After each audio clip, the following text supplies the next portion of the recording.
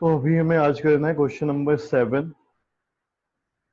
Yamini and Fatima, two students of class 9 of a school. ठीक है, यामिनी और फातिमा क्लास 9 के स्टूडेंट हैं किसी स्कूल के।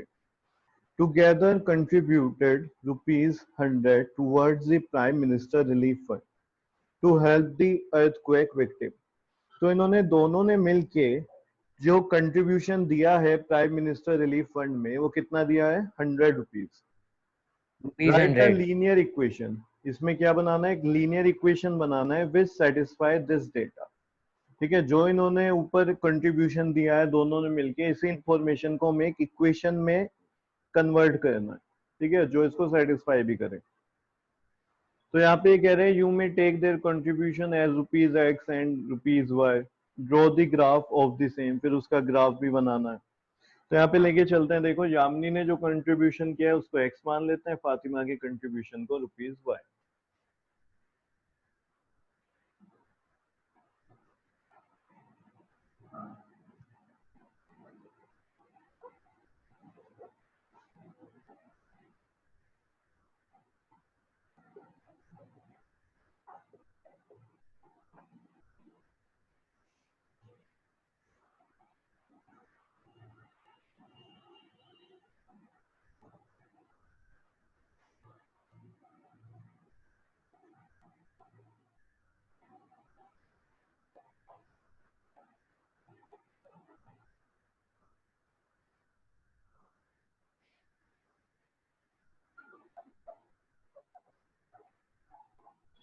तो हमने माना जो यामिनी ने कंट्रीब्यूशन किया है वो कितना है? ₹X। और जो फातिमा ने कंट्रीब्यूशन किया है वो है ₹Y।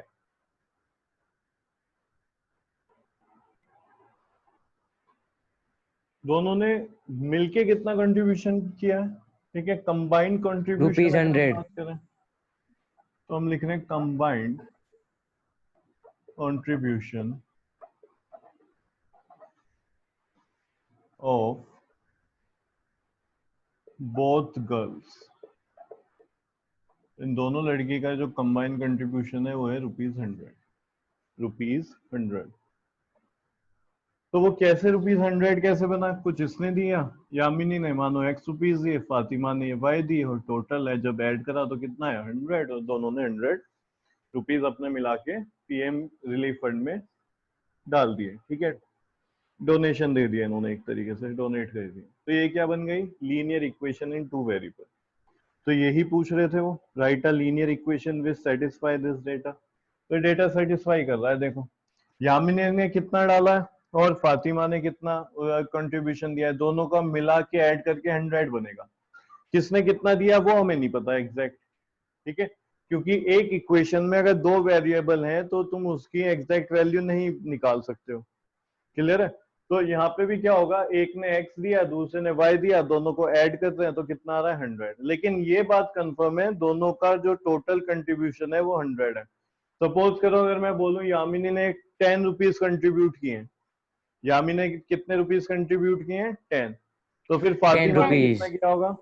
सर 90। 90 रुपीज। ₹90। अगर मैं कह रहा हूँ यामिनी ने 50 दिए हैं तो फातिमा ने कितना किया होगा फिर? 50। तो फातिमा में भी 50 दिए होंगे। तो उसने भी 50 दिए होंगे। ठीक है, तो इस तरीके से कंट्रीब्यूशन इनका चल रहा है, यानी कि दोनों का मिला के तो ₹100 हो जाएगा।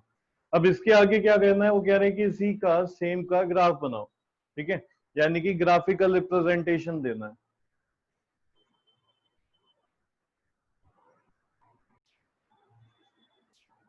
तो यहाँ पे हम ग्राफ बना रहे हैं, इसको हटा देता हूँ।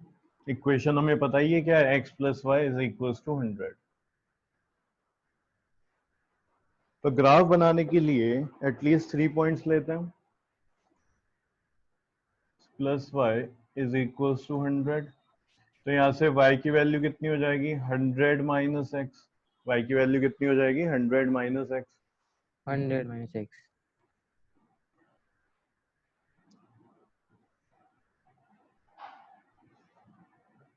इसको ऐसे बोलेंगे क्या हमने किसकी वैल्यू किसकी टर्म में निकाली? अगर मैं तुमसे पूछूं तो क्या कहोगे? y की वैल्यू x की टर्म में निकाली या फिर x की वैल्यू y की टर्म में निकाली सर है? हमने y की वैल्यू निकाली है। y की वैल्यू निकाली है इन टर्म्स ऑफ x। ठीक है, समझना, देखो क्या मतलब है, y की वैल्यू आई और वैल्यू ऐसी आई जिसमें x है, यानी x के साथ रिलेशन में ही y की वैल्यू निकाल पा रहे हो। तो हम कह रहे हैं यहाँ पे value of y in terms of x। ठीक है, इन टर्म्स ऑफ x, यहाँ पे x और y। तो x की वैल्यू पुट करता रहूंगा मैं और मुझे y में यहाँ पे वैल्यू आ जाएगी। तो मैंने एक ले लिया, चलो 20, तो y में आ गया ये 80, 100 माइनस 20 80, फिर 40, तो ये आ जाएगा 60, 60 तो ये आ गया 40। क्लियर है? यहाँ पे मैंने 1 2 3 नहीं लिए, अगर मैं x की वैल्यू 1 लेता तो फिर y पे कितना नंबर आ जाता, तो सर वो 99। ग्राफ बहुत बड़ा हो जाता है वो। ग्राफ बड़ा हो जाता। अभी मैं गैप ले सकता हूँ यहाँ पे 20 या फिर 10 के गैप भी ले सकता हूँ, अगर नंबर आ रहा होता 10 99। ठीक है, अगर मैं 1 ले रहा होता 99 आ जाता फिर y में, तो मुझे जो गैप लेना होता फिर वो 1 का ही चलता, और वो सिंपल सी बात है, इतना बड़ा हम ग्राफ नहीं बना सकते। ठीक है, टाइम लगता है उसमें बहुत ज्यादा, और पॉसिबल भी नहीं है, जो ग्राफ पेपर हमें मिलता है वो छोटा सा होता है कि उस पर बना सके। तो इसलिए हमने थोड़े बड़े बड़े यहाँ पे नंबर ले लिए। तो इसको मान लेते हैं हम यहाँ पे y एक्सेस, क्योंकि नेगेटिव तो है नहीं तो इस साइड ज्यादा बनाने की जरूरत भी नहीं है। ये हो गया y dash, y x dash और ये x। तो यहाँ पे 20 का गैप ले रहा हूँ। अच्छा, यहाँ पे x एक्सिस और y एक्सिस क्या डिनोट कर रही है, क्या पता चल रहा है हमें इन दो एक्सिस से? हाँ, इससे हमें पता चल रहा है कंट्रीब्यूशन। किनका कंट्रीब्यूशन क्या है देखते हैं, देखो। तो यहाँ पे 20 का गैप ले रहा हूँ।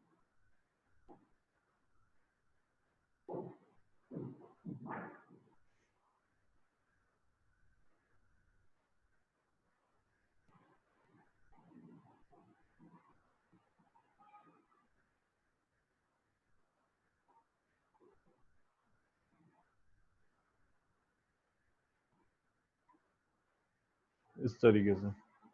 तो ये जो y एक्सिस है ये तो कंट्रीब्यूशन दिखा रहा है किसका, सेकंड जो गर्ल थी फातिमा। तो यहाँ पे लिखेंगे हम कंट्रीब्यूशन ऑफ फातिमा।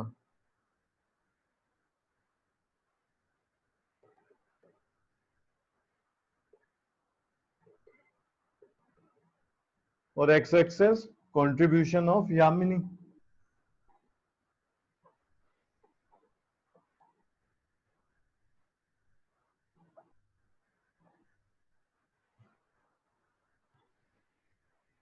तो x अगर 20 है तो y 80 है, x 20 y 80, यही कहीं पे आ जाएगा, देखो पॉइंट। Yes sir. थोड़ा और इधर लेते हैं, अब शायद ठीक आ रहा होगा, देख के बताओ। Yes sir. ये हो गया, फिर 40 60, 40 हो रही है यहाँ पे 60। सर थोड़ा नीचे। Yes sir. तो ये 40 60, फिर इसके बाद थर्ड पॉइंट लेंगे 60 40, तो x एक्सिस पे 60 और y एक्सिस पे 40।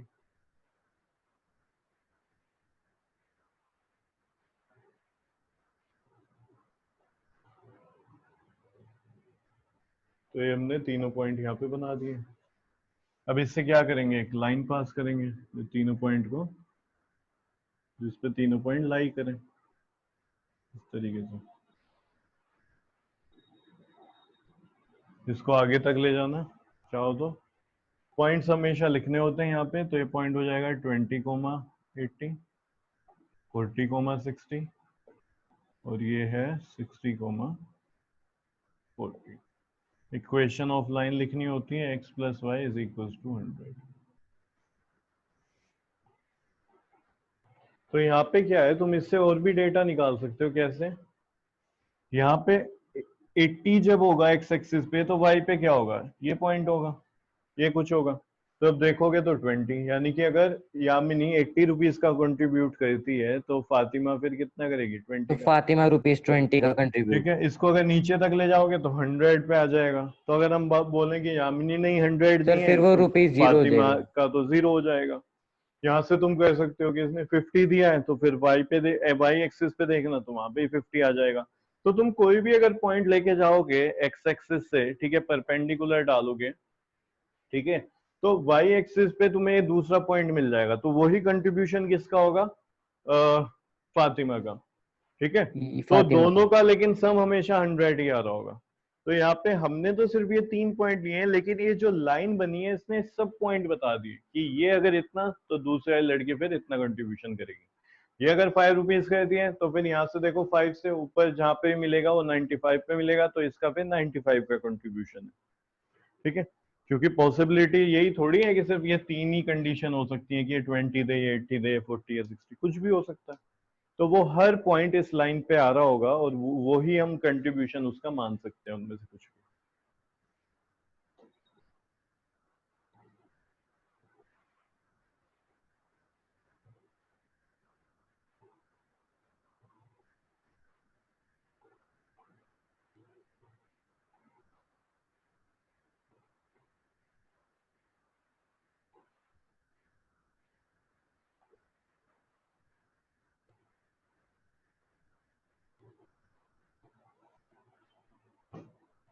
Next question.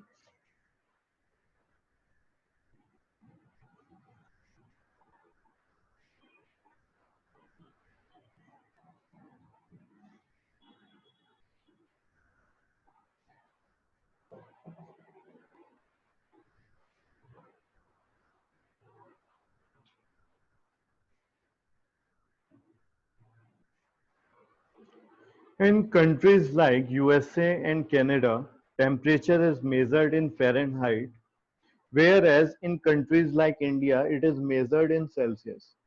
ये तुम्हें पता ही है भाई, इंडिया में जो टेम्परेचर मेजर करते हैं वो सेल्सियस में करते सेल्सियस हैं। से किया जाता है। ठीक है, अगर तुम डेली न्यूज़पेपर में या फिर मोबाइल में ऐप में देखोगे तो वहां पे टेम्परेचर दिखाता है वो, तो वो सब सेल्सियस में होता है, डिग्री सेल्सियस, आज का टेम्परेचर इतना है, ये सब।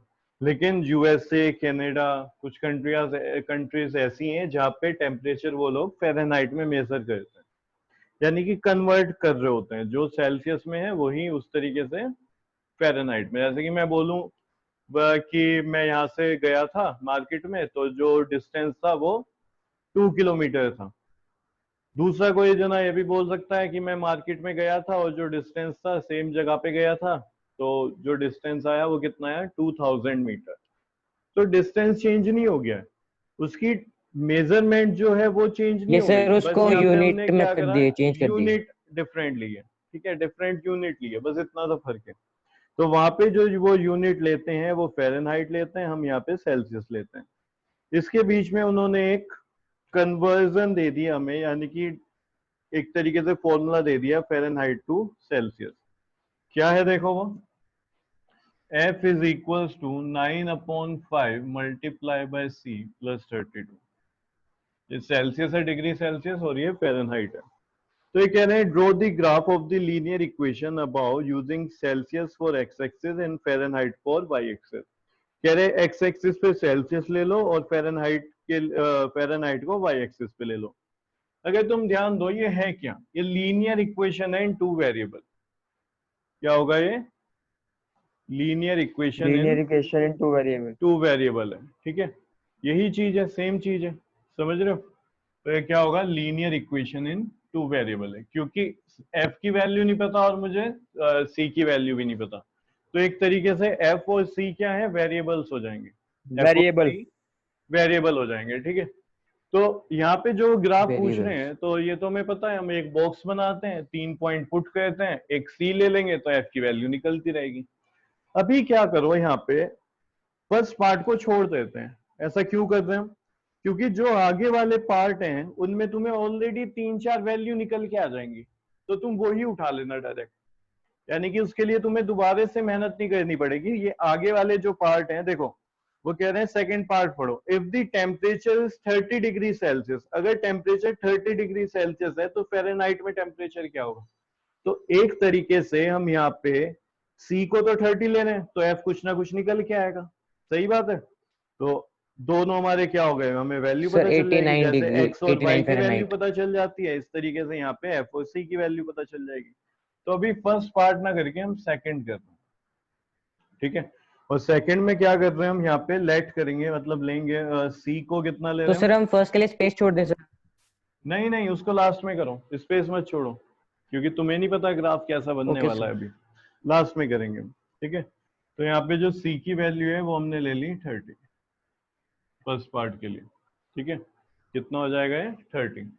तो इसमें डालते हैं, देखो फॉर्मूले में एफ क्या होता है, F is equals to 9/5 multiply by 30 plus 32। तो ये 5 और ये 30 कितना आ जाएगा 6, ठीक है। जब करेंगे तो कितना आ जाएगा 6, 9 6 जा 54 प्लस 32, तो ये आ गया 86 फ़ारेनहाइट। 86। फ़ारेनहाइट में वैल्यू आ जाएगी 86।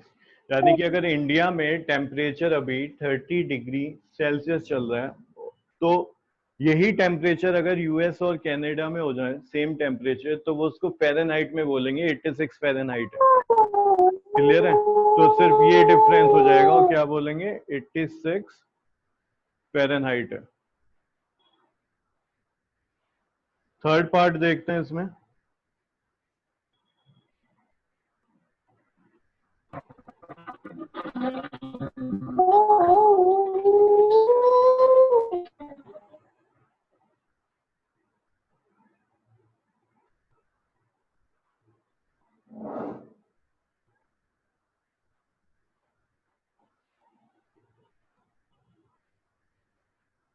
थर्ड पार्ट में कह रहे हैं if the temperature is 95 degree Fahrenheit what is the temperature in Celsius. तो सेल्सियस में टेम्परेचर क्या होगा। तो यहाँ पे 95 ले लेते हैं, 95।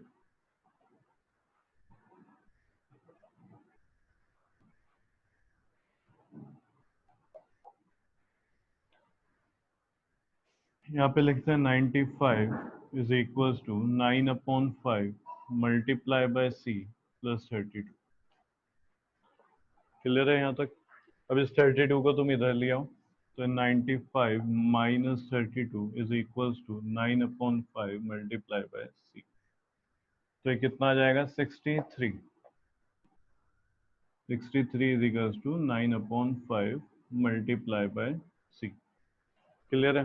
तो देखो सिंपल है, जो उन्होंने वैल्यू दी है उसी वैल्यू को हम यूज करते हुए यहाँ पे एक तरीके से एक वेरिएबल हमें दे दिया है, तो उस वेरिएबल की वैल्यू पुट करेंगे, और जब वैल्यू पुट करेंगे वेरिएबल की, तो दूसरे की वैल्यू वहां से हम निकाल लेंगे। यही चलेगा भाई, ऐसे ही तो करेंगे हम। फिर उसके बाद आगे सोल्व करते हैं। देखो इसे, तो 9 और जो 63 है वो कैंसिल हो जाएंगे, या फिर ऐसे इधर लिख देता हूं मैं। या देखो 63 की मल्टीप्लाई हो जाएगी 5 से और डिवाइड हो जाएगा 9 से।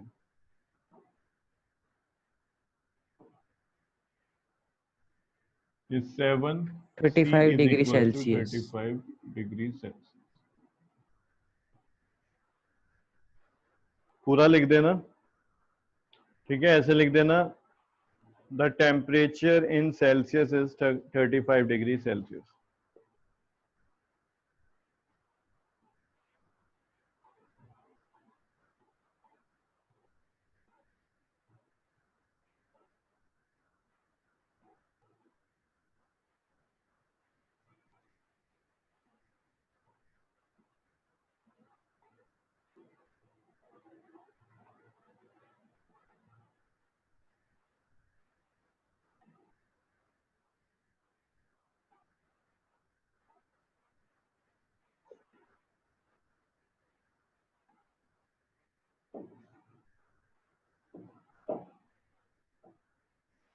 फोर्थ पार्ट देखते हैं, इसमें क्या करना है। तो part 4, if the temperature is 0 degree Celsius what is the temperature in Fahrenheit.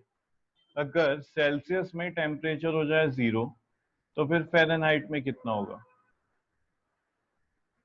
Multiply by 0 plus 32। तो देखो 0 की मल्टीप्लाई इससे होगी 0 प्लस 32, तो फ़ारेनहाइट में जो टेम्परेचर है वो 32 हो जाएगा। ठीक है, तो यहाँ पे क्या लिखोगे, therefore temperature in Fahrenheit is 32। Fahrenheit लिख लेना इसको पूरा, 32 डिग्री फ़ारेनहाइट। ठीक है, एफ की जगह क्या लिख लेना, इन फ़ारेनहाइट इज 32 डिग्री फ़ारेनहाइट। फिर पूछ रहे हैं अगर फ़ारेनहाइट में टेम्परेचर 0 डिग्री फ़ारेनहाइट है तो फिर सेल्सियस में कितना होगा, उसको इधर लिख देते हैं। देखो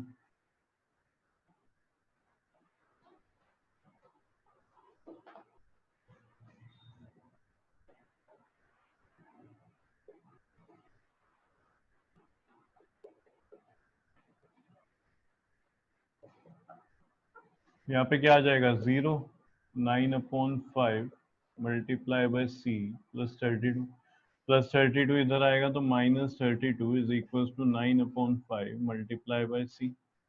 ये 5 मल्टीप्लाई में आ जाएगा और 9 डिवाइड में आएगा, इज इक्वल टू सी।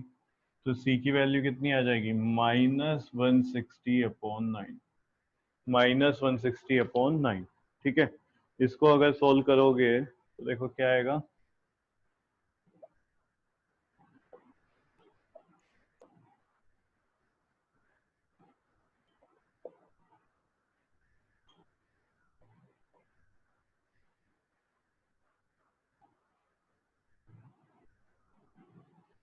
ये आ जाएगा -17.77।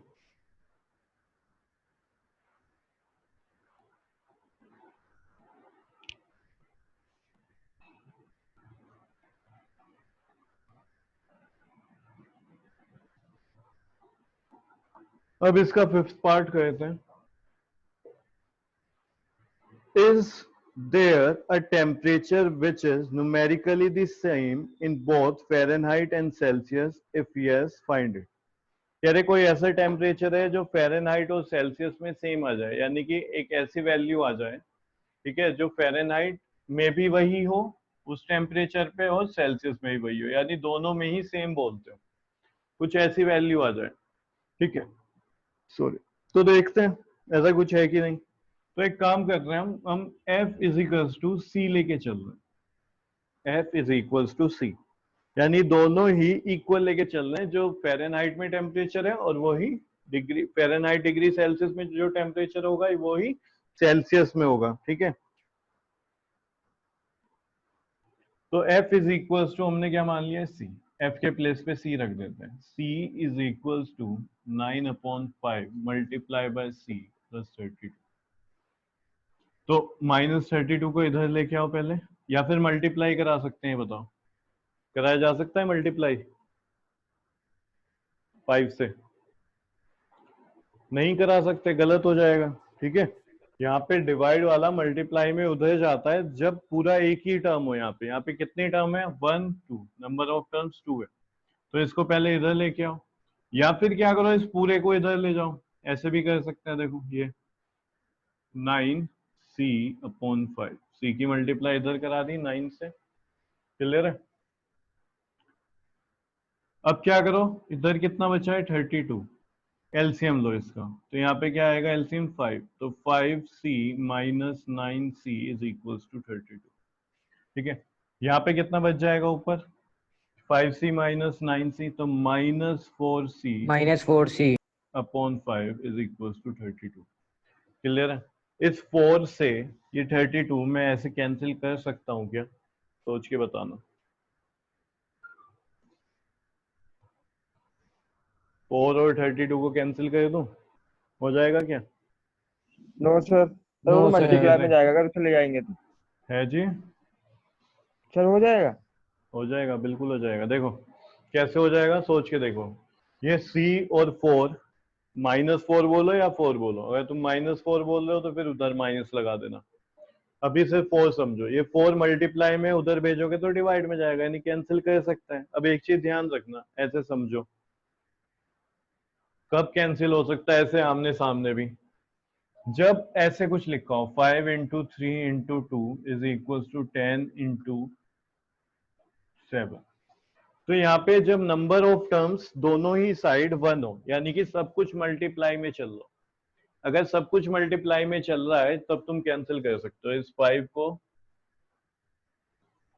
ठीक है। 5 से 10 को 2 करोगे से तो 2 2 आ कर दो। जाएगा, इस 2 से 2, इस तरीके से कर सकते हो, ठीक है। ये इक्वल नहीं है, ये मत कहना ये आप क्यों ले रहे हो, मैं समझाने के लिए कह रहा, आगे भी कुछ ना कुछ होगा, ठीक है। मानो ये है, चलो छोड़ो, इधर मान लिया ये, लेके नहीं चलता ऐसा कुछ कि तुम क्वेश्चन उठाओ बाद में।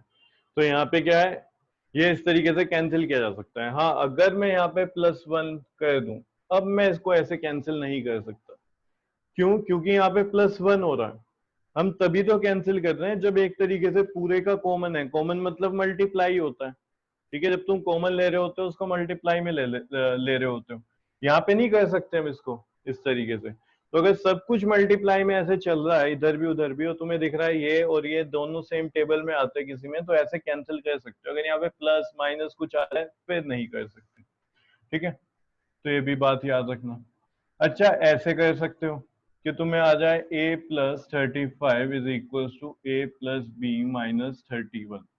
तो तुम a को a से कैंसिल कर सकते हो जब ये प्लस में चल रहा है। कब? अगर दोनों के साइन सेम है, क्योंकि उधर लेके जाओगे ये प्लस का है और वो उधर जाके माइनस से हो जाएगा।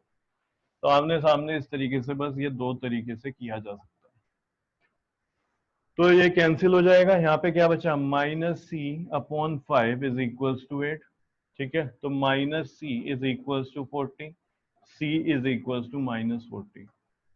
तो देखो c की वैल्यू -40 है, तो f की वैल्यू भी क्या होगी? Therefore f is equal to -40, क्योंकि दोनों इक्वल है। तो एक टेम्परेचर जब फ़ारेनहाइट में भी -40 पे टेम्परेचर जा रहा होगा, तो उस टाइम पे सेल्सियस में भी हम उसे -40 डिग्री सेल्सियस ही बोलेंगे। क्लियर है? अब फर्स्ट पार्ट पे आ जाओ, वहां पे कह रहे हैं ड्रॉ करना है ग्राफ। अब तुम्हारी मर्जी है, चाहो तो ये जितने पॉइंट्स हमने निकाले हैं ये ले लो, ठीक है। उन्होंने साफ साफ बोला है कि भाई सेल्सियस को लेना है x एक्सिस पे, फ़ारेनहाइट को लेना है y एक्सिस पे, तो ये भी उन्होंने खुद बता दिया, तुम्हें सोचने की जरूरत नहीं है। चाहो तो ये पॉइंट ले लो, चाहो तो इससे अलावा तुम्हें कोई पॉइंट निकालना है वो निकाल के 3 पॉइंट लो और उसको ग्राफ पे शो करना है। कर लोगे ये काम खुद से?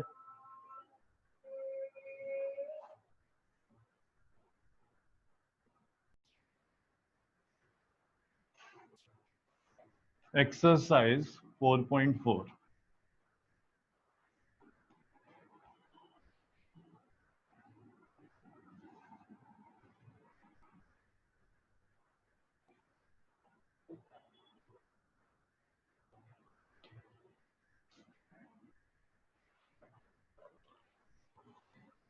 फर्स्ट, ज्योमेट्रिकल रिप्रेजेंटेशन देना है।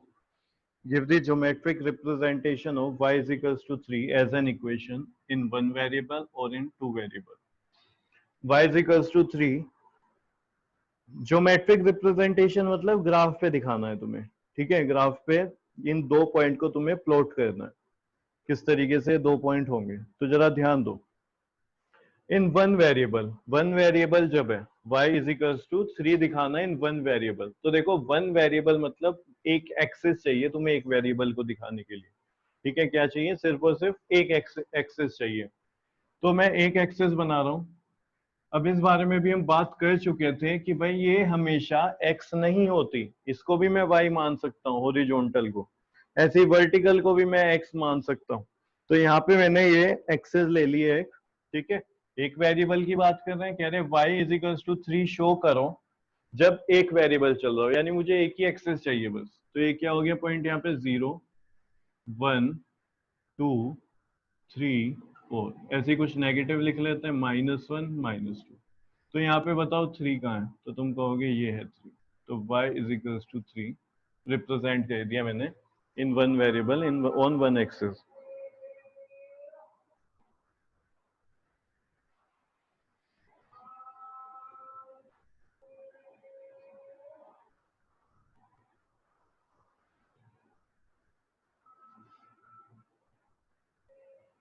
इन टू वेरिएबल्स, सेकंड पार्ट करते हैं इसका, जब टू वेरिएबल्स में हमें रिप्रेजेंट करना है।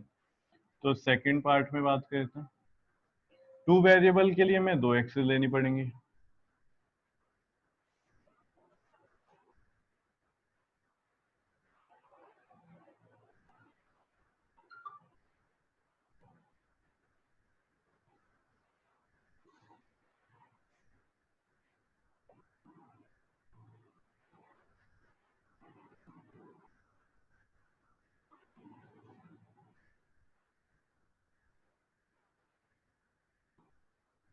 तो देखो ये 0 1 2 3 4। अगर मैं इसको x एक्सिस बोल रहा हूँ तो फिर ये y एक्सिस हो गई। ठीक है, ये x डैश -1 -2, ये यहाँ पे -1 -2 1 2 3 4 1 2 3 4, इस तरीके से पॉइंट हो जाएंगे। ठीक है, तो y इज इक्वल्स टू 3। तो यहाँ पे हमें दिखाना है पॉइंट दिखाना है जहाँ पे y इज इक्वल्स टू हमेशा 3 रहे। तो अगर ये y एक्सिस है तो y3 का मतलब ये पॉइंट हो गया, ये वाला पॉइंट हो गया y इज इक्वल्स टू 3। क्या यहाँ पे x की बात हुई है? नहीं, x की तो बात नहीं हुई है। तो फिर क्या करें? तो देखो y इज इक्वल्स टू 3 दिखाना है तुम्हें, यानी कि उन्होंने देखो क्या बोला, दो वेरिएबल चल रहे हैं। क्या चल रहे हैं? दो वेरिएबल इन टू वेरिएबल, यानी कि x की कुछ ना कुछ वैल्यू होगी, वो हमें नहीं दी। अगर मुझे x की वैल्यू 2 देते तो मैं यहाँ पे ये बनाता 2x है और y 3 है, ये पॉइंट लेके चलता। ठीक है, अब उन्होंने क्या है, x की तो वैल्यू ही नहीं बताई, तो मुझे क्या पता वो 2 है। ठीक है, वो पॉइंट 2,3 है, या फिर वो पॉइंट 1,3 है, या फिर वो पॉइंट 3,3 है, या फिर 4,3 है, या फिर -1,3 है, -2,3 है, मुझे नहीं पता कौन सा पॉइंट है। लेकिन ये कंफर्म है, ये पॉइंट ये पॉइंट ये कोई भी ये पॉइंट ले रहे हो, इसमें y की वैल्यू तो 3 ही है। y की वैल्यू क्या है यहाँ पे? 3 है, कुछ भी पॉइंट तुम यहाँ पे ले रहे हो। तो मैं यहाँ पे क्या करूंगा, एक लाइन बना देता हूँ। ये क्या हो गई? एक लाइन बना दी है।